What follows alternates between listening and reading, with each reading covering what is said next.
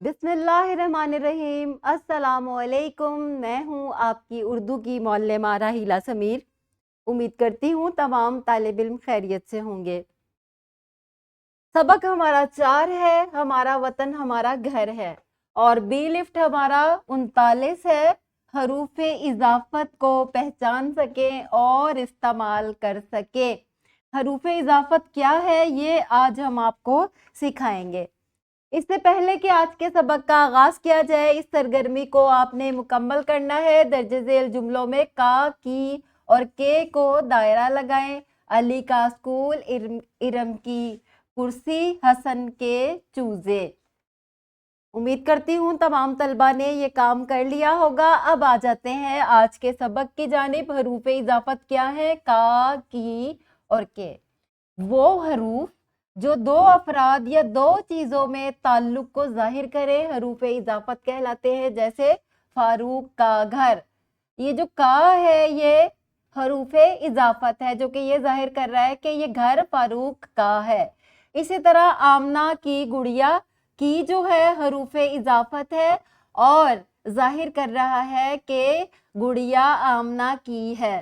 फहद के खिलौने, इसमें के जो है हरूफ इजाफत है जो इस बात का इजहार कर रहा है कि खिलौने फहद के हैं।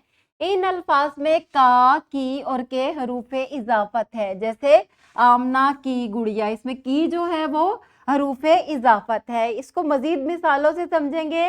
नीम का दरख्त, का जो है हरूफ इजाफत है इसमें।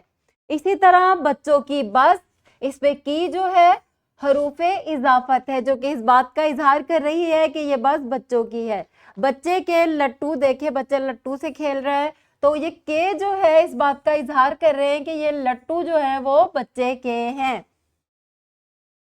ये हमारा तदरीसी जांच का आज का सफ़ा है। अपनी किताबों में खोल लें और यहाँ पर आपने चुन कर लगाना है कि इसमें का आएगा कि की आएगा। अहमद का स्कूल बहुत बड़ा था, तो यहाँ का आएगा। ये स्कूल घर के करीब है। मोहल्ले के सब बच्चे इस स्कूल में पढ़ते थे। अहमद ने उस्तानी की बात तवज्जो से सुनी। वो चाहता था कि उसका वतन प्यारा लगे।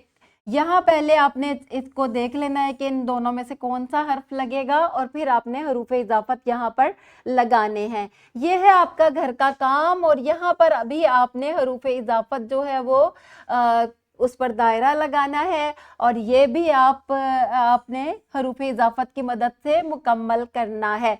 यहाँ पर आपने अपनी वालिदैन से दस्तखत करवा लेने हैं ताकि पता चल जाए कि आपने काम कर लिया है।